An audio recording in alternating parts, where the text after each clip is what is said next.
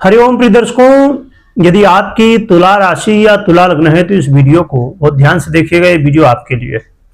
प्रिय दर्शकों, इस वीडियो में हम जानेंगे कि 23 फरवरी 2026 से अब तबाही क्यों होने वाली है। क्या ऐसी ग्रहस्थिति बनने जा रही है, क्या योग बनने जा रहे हैं जिससे तबाही की स्थिति बन सकती है।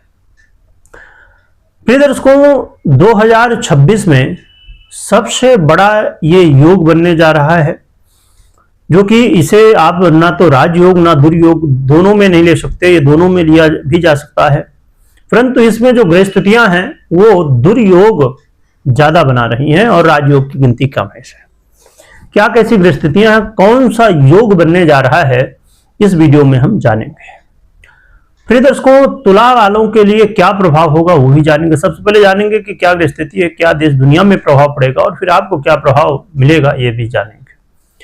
प्रिय दर्शकों, बनने जा रहा है 2026 में, और जो कि ऐसे योग संयोग बहुत कम देखने को मिलते हैं।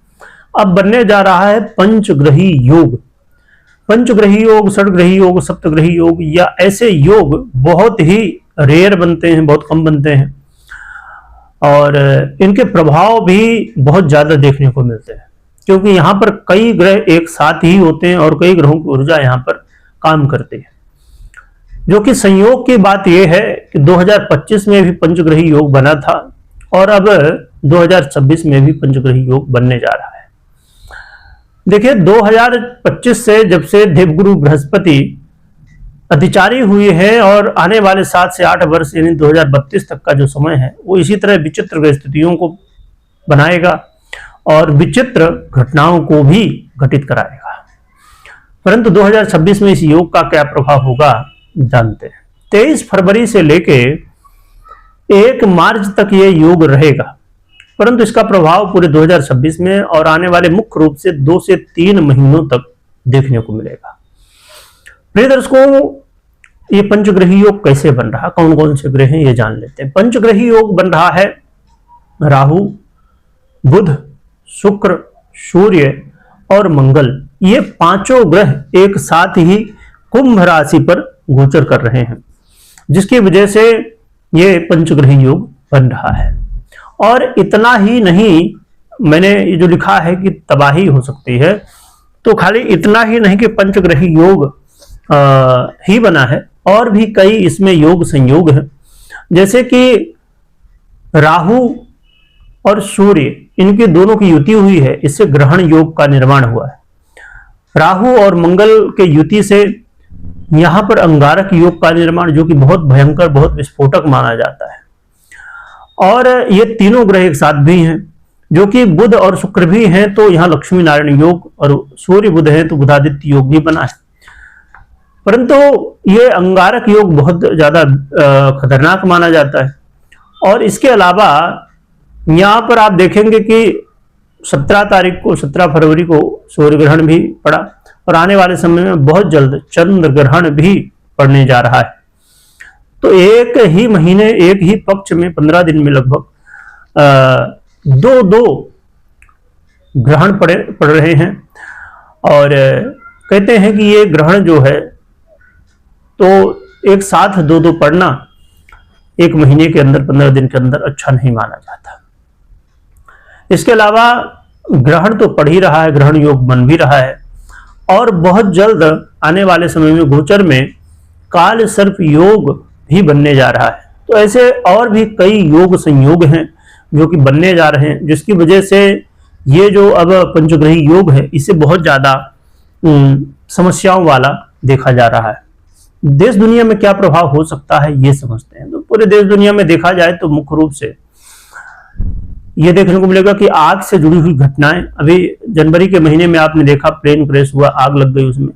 ऐसी अन्य भी समस्याएं, आग से जुड़ी समस्याएं देखने को मिलेंगी, आगजनी की स्थितियां देखने को मिलेंगी, और जल से संबंधित घटनाएं भी देखने को मिलेंगी।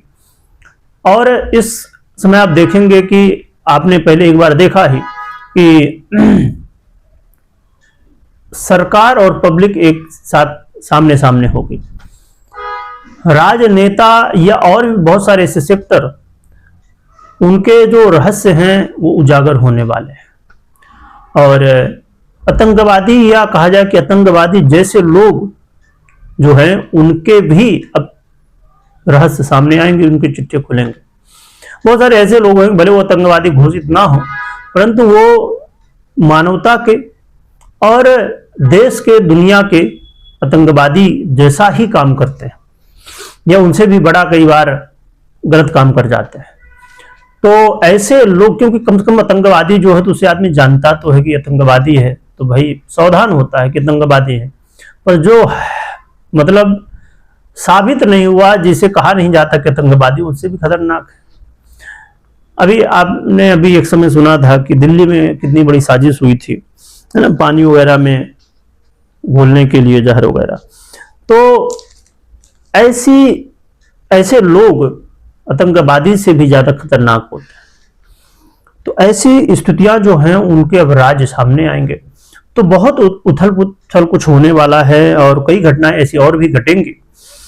परंतु आपके लिए यानी कि तुला वालों के लिए क्या प्रभाव होगा ये हम समझते हैं। तो दर्शकों, इस समय जो पंचग्रही योग है आपके पंचम भाव में बना हुआ है। इस समय आपको सबसे ज्यादा सावधानी बरतनी है। यदि आप शेयर मार्केट से संबंध रखते हैं, आप यदि शेयर मार्केट में इन्वेस्ट करते हैं या जैसे भी जो भी करते हैं, है ना, तो शेयर मार्केट से जुड़ा हुआ यदि काम है आपका, या कहीं कुछ भी इन्वेस्ट कर रहे हैं किसी भी क्षेत्र में, तो बहुत सतर्क हो जाइए। इन्वेस्टमेंट करने से पहले बहुत सोच समझ के ही फिर आगे बढ़िए, क्योंकि यहां पर नुकसान होने की संभावनाएं देखी जा सकती हैं, उतार चढ़ाव होने की संभावनाएं देखी जा सकती हैं। यदि माताएं बहनें हैं, गर्भवती हैं, तो अपने गर्भ का बहुत अच्छे से ध्यान रखें, समय समय पर डॉक्टरी सलाह लेती रहें, क्योंकि कई बार गर्भ को लेके चिंताएं यहां पर हो सकती हैं। और लव पार्टनर के बीच में लड़ाई झगड़े, वाद विवाद और कई बार ब्रेकअप की स्थितियों तक भी पहुंच सकते हैं। तो इसलिए लव पार्टनर को भी बहुत ज्यादा सावधान रहने की आवश्यकता है। जो विद्यार्थी हैं, स्टूडेंट हैं, तो पढ़ाई में मन ना लगना, यहां वहां भटकना, या आपके जो बच्चे हैं उनका व्यवहार बहुत अच्छा ना दिखना, ऐसी स्थितियां देखने को मिल सकते हैं। तो संतान को लेके भी अलग अलग रूप में चिंताएं यहां पर हो सकती है। इसके अलावा फाइनेंस को लेके भी कई समस्याएं देखने को मिल सकती हैं।